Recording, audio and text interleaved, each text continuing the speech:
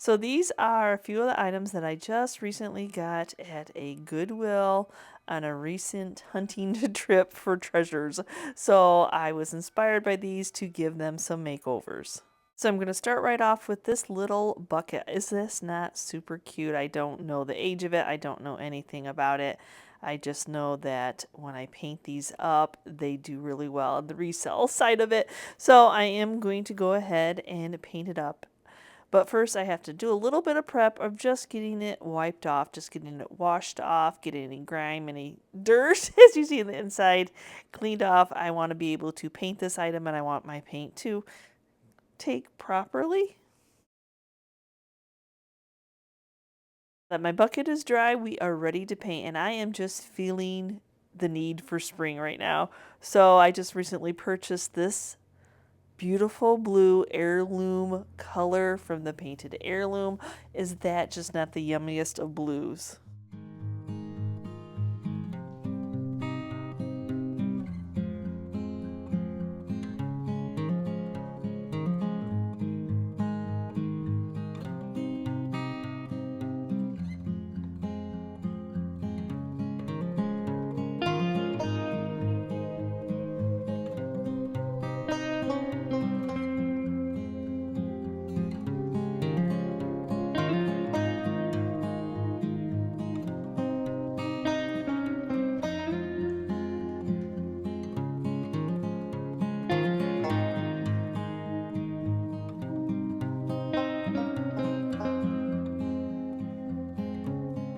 I painted everything that I possibly could paint on this little bucket with 2 coats of paint, and now, which just kind of seems silly, is I'm going back in with some 150 sandpaper because that fusion paint is so wonderful. It doesn't necessarily want to sand off, so I a little bit stronger of sandpaper with my Orbital sander to distress the piece. I just want this to have an old war primitive look.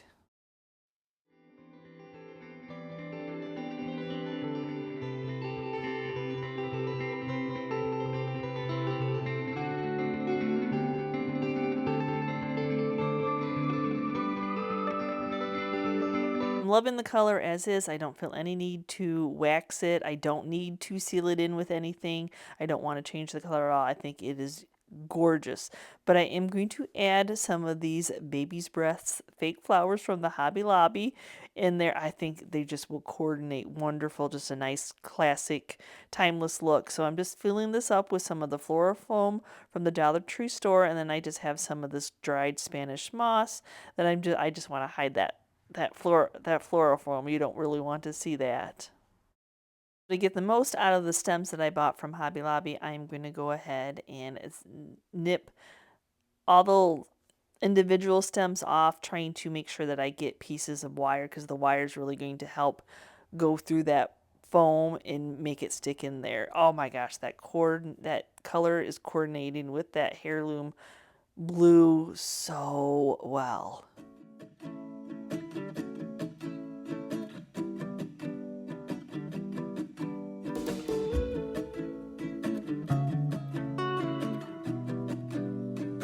I have a tendency to like my arrangements to be nice and full, so I think I used a total of 3 of these stems from Hobby Lobby to fill it up. But luckily, Hobby Lobby always has that rotation of sales, so I ordered these online from Hobby Lobby when the florals were on sale.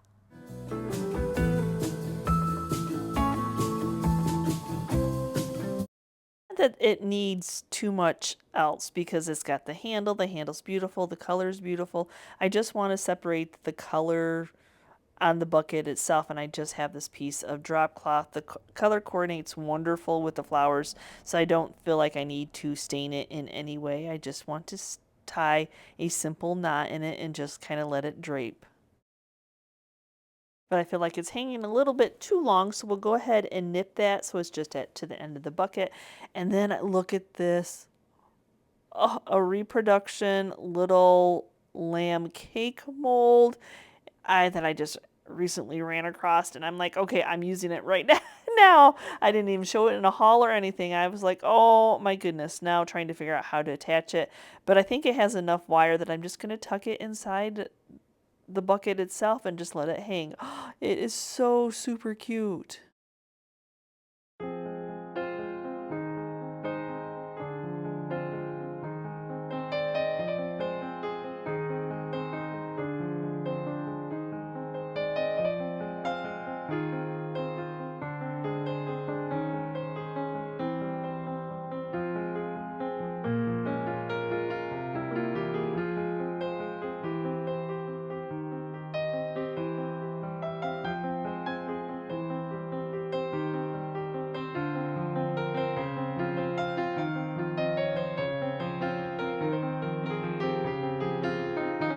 So now I have a pair of candlesticks, and they're just Hobby Lobby. Looks like, I don't know why, they look new to me, but they're just like that chalky feeling that you know is just not sealed in. So the first thing I'm going to do is go ahead and remove the tags off the bottoms. These are definitely like some type of an unsealed paint on there, so get the tags off and then we'll go ahead and get them washed up, get them dust free. The one thing I like to do with candlesticks, and they sell really well for me, is I just get these wood rounds, and they're actually a set of 4 coaster sets at Hobby Lobby in the unfinished wood section. And I just take some Titebond quick and thick glue, and I glue them onto there. And as I said, they sell really well, covering up the hole. I know that you can't use a taper pillar or anything like that candle in there, but perfect for batter operated candles, just to use as more of a decor than as for candlesticks. The quick and thick Titebond glue, it dries like within an hour. It's a great bond. And I just ordered this yummy Bayberry color. Oh, love that. I don't know, every color I order I love probably, but I do love this. And I know it's probably like, oh, that's not very springish, but I don't know. I think it can be. I think it's a classic that can be all season long.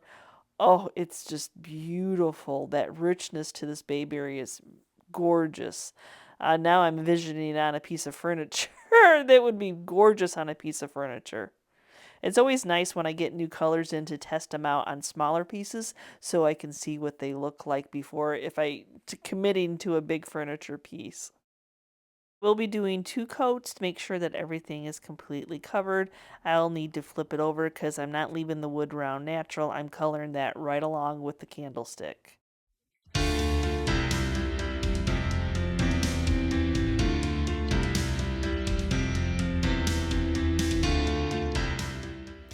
So now I like to distress my pieces. I just think it brings out the details a little bit more. Now this is just MDF board. The only real wood on this piece is the wood on the top that I added on the top. So I'm just going to sand as much as I can with the Orbital sander with 150, and then I'll go in all those other areas and hand sand them just to make sure that I get everything the same sheen.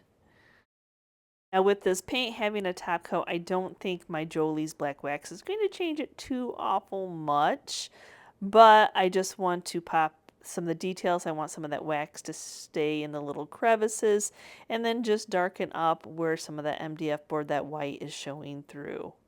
Now, if you're interested in any of the Jolie's black wax, Piglets Closet is now carrying it to purchase.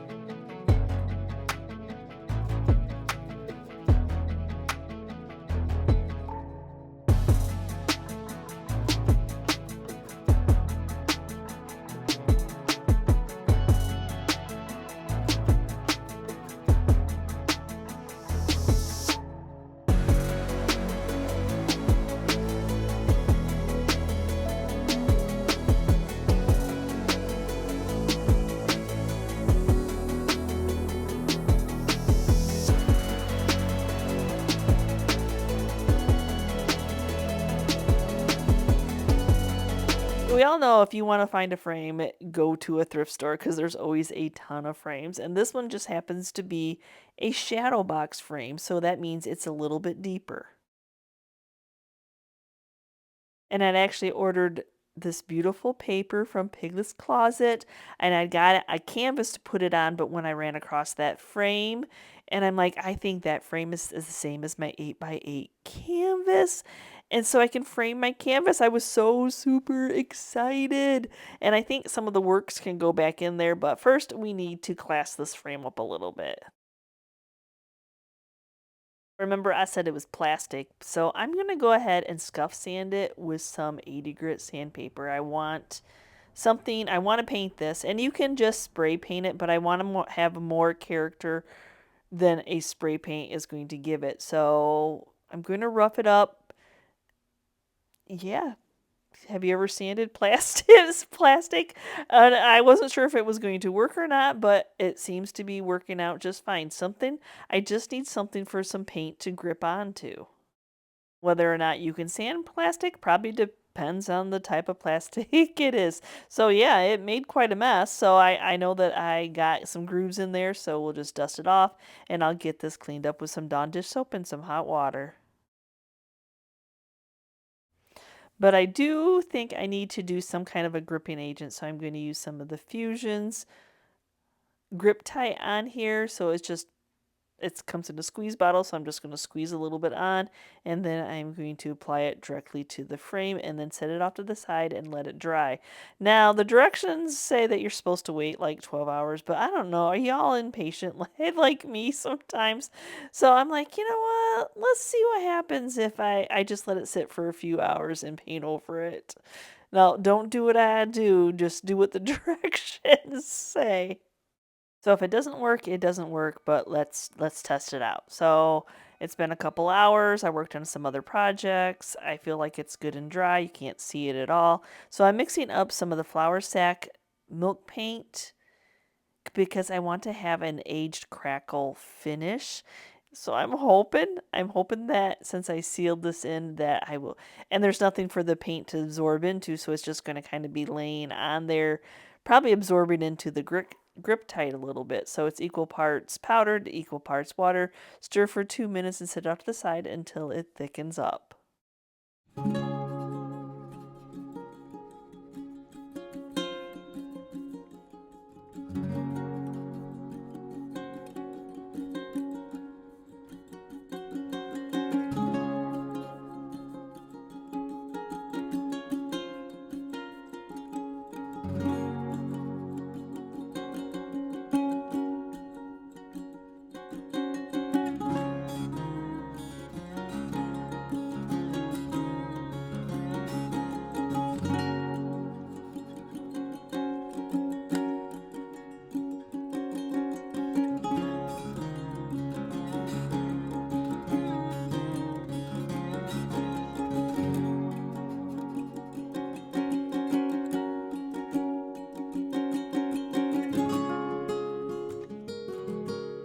Oh, did it do some beautiful things on that first coat.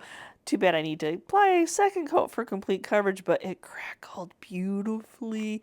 But I am going to apply the second coat to make sure that everything is covered.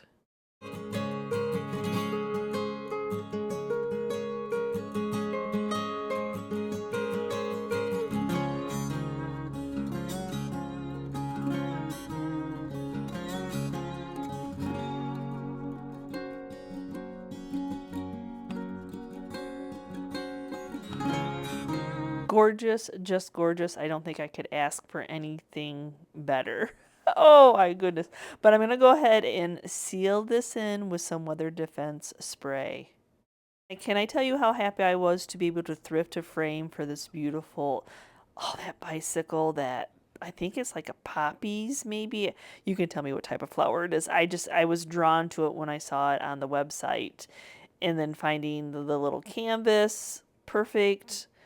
This is just one of those classic little nice accent pieces, and be able to come up with a frame for it.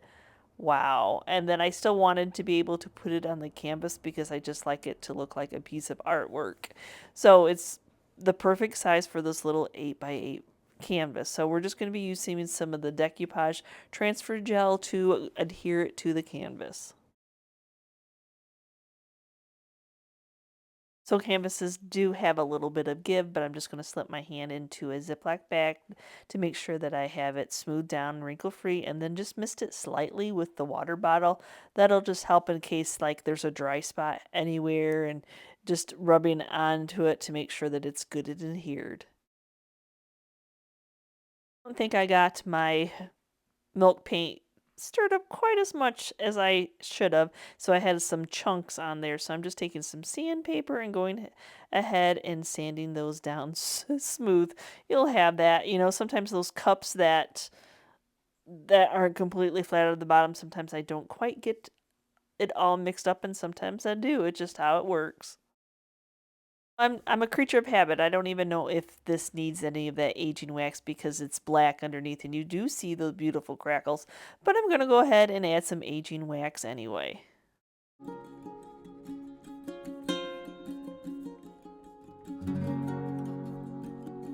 Canvas is dry from using the transfer gel, but I want to give it a nice protection, give it the artwork type of look. So I'm going to go ahead and with some polyacrylic, and I'll do up to 3 coats, waiting for each coat to dry in between.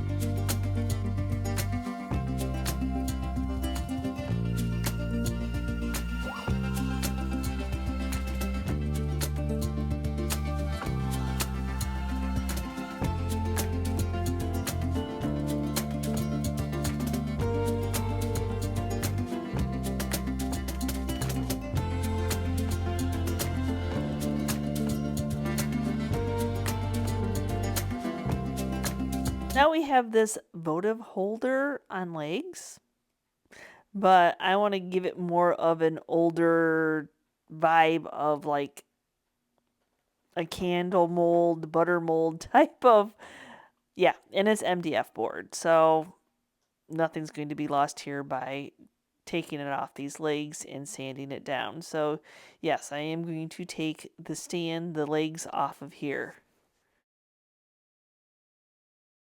But I do need to fill in where the legs were. You see that they are indented. So I'm just going to use some of the Bondo wood filler to do that.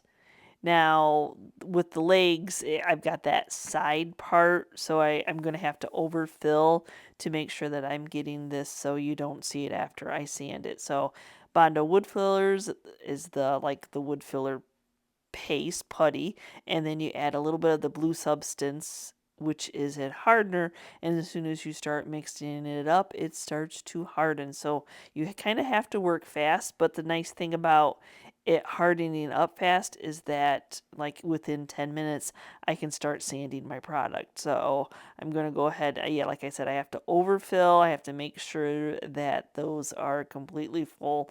And of course I didn't mix up enough for both of those. I underestimated how much I was going to need, but that's okay. I can mix up some more. Really, in 10 minutes, it is dry. It is ready to be sanded. The longer you let it sit, the harder it becomes and the harder it is to sand. But not only am I need to sand this back down smooth, but I'm also taking this, it's like a paper overlay on this MDF board, which is just like a pressed pulp. So I'm going to try to get most of that off that I can.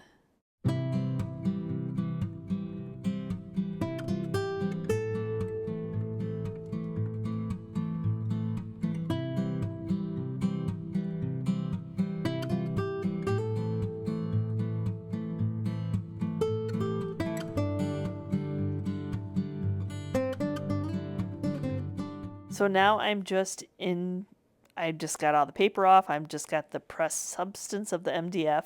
And so I'm going to go ahead and fill this in with a couple coats to even out the porosity with a couple coats of the shellac. That way I'm able to paint this and the paint's just not soaking in. Really don't feel like there's any sense of using like milk paint and trying to get this to be a chippy item or anything like that, because I think it'll just soak right into it. So I'm going to go ahead and I just ordered this new white picket fence from Fusion. Oh,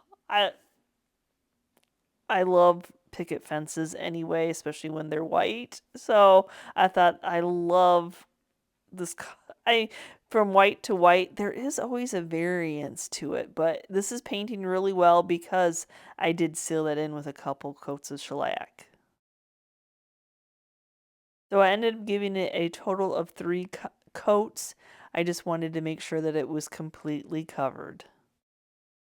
Didn't feel the need. I didn't want to completely cover this up white. I like that hue of the color of the inside, even though it's MDF board. But I am going to take some 80 grit sandpaper and sand some of the paint off to get back down to that color of brown so it flows in with the cutouts.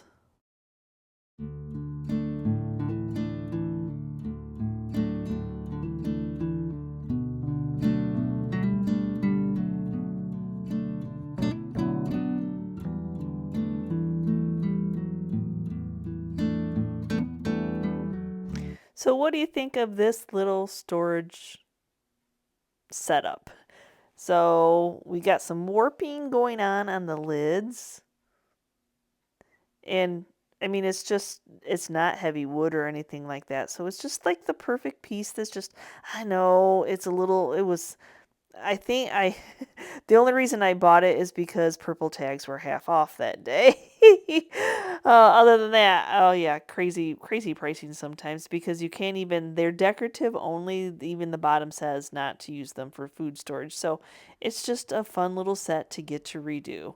So with the warped lids, I'm going to try to see if I can get them to straighten out a little bit so they're not so obvious that they are warped in a U shape. So we're going to go ahead and take that hardware off first. It's got a cute little nice porcelain, probably plastic, probably not porcelain, but hardware piece on it that I am going to keep because I do think that is super cute. But let's see what we can do if we can get these lids to not be so warped. So here's what I'm going to do. I'm going to take all 3 lids. I have a bucket of warm water and I'm just going to immerse them into the water. Let that wood get totally soaked. Just let them sit in there for a good half hour. They want to float, so I kept having to push them down, but I just want to get them saturated with some water. I'll go ahead and I'll take them out of the water. I'm going to set them on some towels, dry off a little bit of that liquid. I thought I was going to, so what I'm going to do is I'm going to clamp them onto my workshop table, which is flat and hard. I'm going to get a board, put the board on top of them, and then I'm going to clamp each side of the lid with the board to the table in the hope that the wet wood will there be pressured because it's not a thick wood. These lids are not thick by any means, but that way it'll feel pressured to get flattened back out.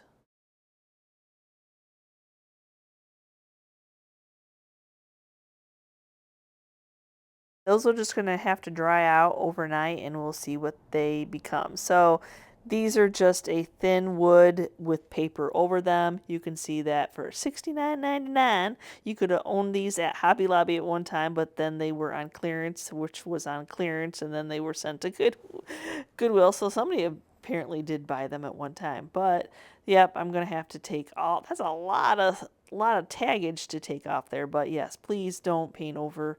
Nothing says I thrifted and flipped an item like painting over a price tag. So I do need to get these cleaned up, but I have to be careful not to thoroughly saturate them because, as I said, that's just paper on the outer of this wooden box. And so if I get too much water on it, it'll swell the paper and make it come loose. And so apparently this was a 4-piece set. I love the tray. That tray is what got me. The lids, even though they are warped, and this little cute tray is what got me when I saw this. So, and for some reason it's sun faded, like I don't know, they must have set them on top like they, I don't know. It's just, who knows what their story is, but let's get this cleaned up too. Can you paint over paper without it being a hot mess? Like this. So I could try to take it off, but it's probably going to rip, as you saw, like taking the tag off the bottom of that tray started to damage the wood. So all I'm going to do is seal this in with 2 generous coats of shellac. So the shellac is going to like seep through that paper and go all the way down to what the board is. So really sealing it in a little bit better than what it is sealed in now. And then I'll make sure when it's wet, while the shellac is on there, if there's any, like some of the edges pulling through, I'll make sure that they are down and pushed down and that they are getting sealed in with the shellac also. And then I want to brighten these back up. So I really like that Picket Fence color, so I'm going to go ahead and use that again to brighten these up. And I know there's plenty of roosters and chicken fans that are going to be sad that I'm painting over these, but I had an idea in mind for some cute little accent storage pieces when I saw these.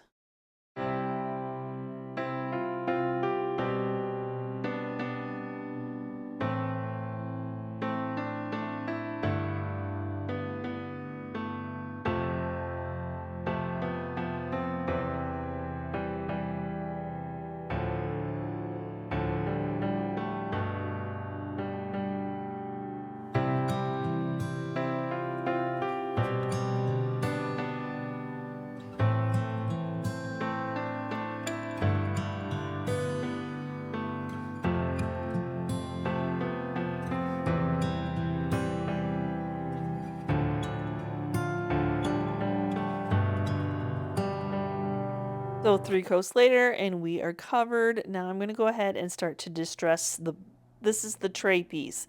So I didn't sand it because I like that little bit of green that was on there, so I'm hoping that some of that pops through. So I'm going to need some 80 grit sandpaper to get through this paint, which is it's a good thing though, y'all. It's a good thing. So yes, so I want to get this distressed. I can't wait to get these put back together.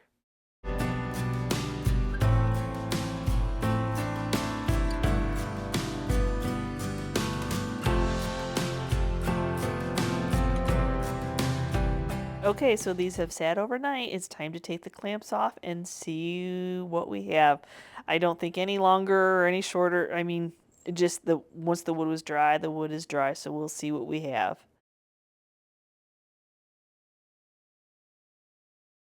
Definitely made a huge difference, though they're not completely flat, but a lot better than they were before. So let's get this hardware back on, and that hardware needed a good bath, so it is freshened up.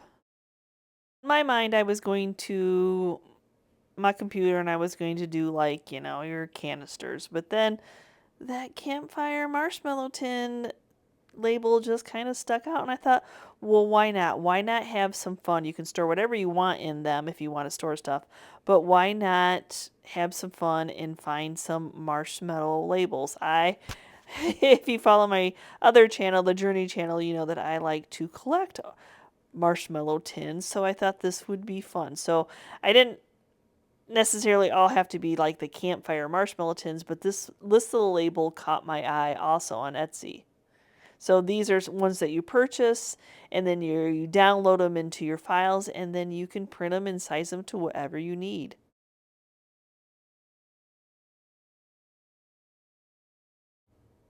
So I'm going to go ahead and glue them onto copier paper. I want my labels to be a little bit on the thicker side, so I'm going back to that decoupage transfer gel.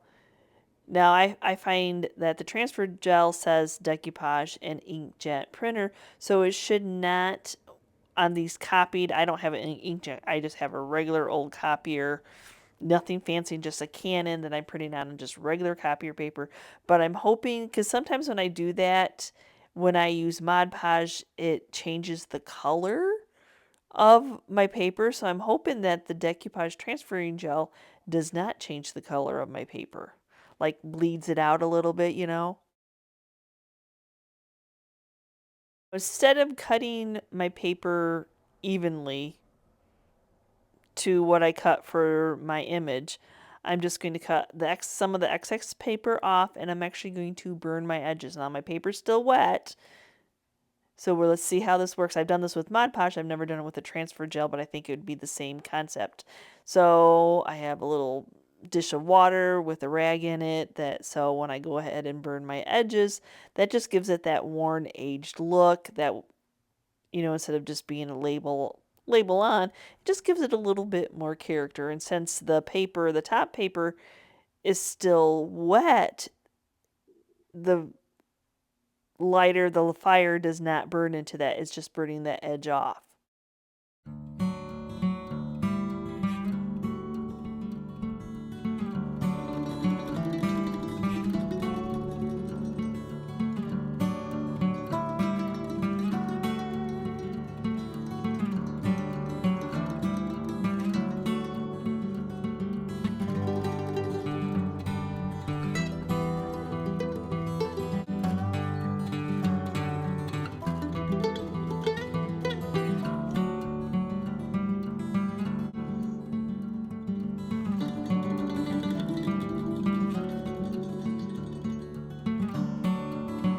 That same decoupage transfer gel, not only to adhere it to the container, but I'm also going to go ahead and put a layer on top of it to protect that paper label. When you download this image, there's two different options. You could do the brown antiquing, or which is more of a primitive look, or you could do the white version, which is what I did, only because I wanted to try to match it to the other campfire tin labels by using some of my patina. So I'm going to start off with some of the rust gilding, and then I'm going to just keep adding a little bit of my patinas until I think I've got a pretty close match. I know I'm not going to match it up perfectly, but at least it'll be more of just not be so stark white of a label. And when I feel like I have accomplished pretty close to the patina I was trying to match up, I'm going to seal this in with some of the aging wax. Will just protect all that patina. It'll kind of blend that patina together, give it a little bit closer look to the other labels. And then I'll also go ahead and just wipe some of the aging wax on the outer of these containers. I didn't want to distress them in any way, but I do want to take them down so they're not just so bright white.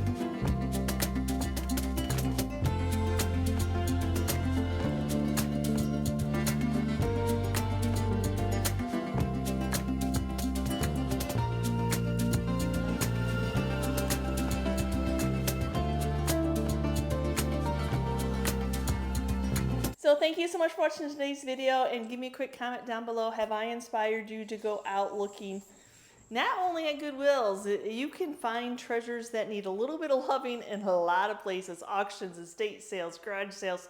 Not quite the season here in Michigan quite yet, but I absolutely love making items over. So let me know down in the comments below which of the items I made over today were your favorites. And as always, if you're part of our YouTube family, thank you so much. And if you're new and you're checking out the channel for the first time and you liked what you saw, you love home decor, not only to resell, to add into your own home. Again, thank you for watching today's video, and always, if you are part of our YouTube family, thank you so much. And if you're not part of our YouTube family and you stayed to the end of the video, please smash that subscription button along with the notification bell so you know we've uploaded a new video. And we will see you next time, guys, and you can see what we're up to.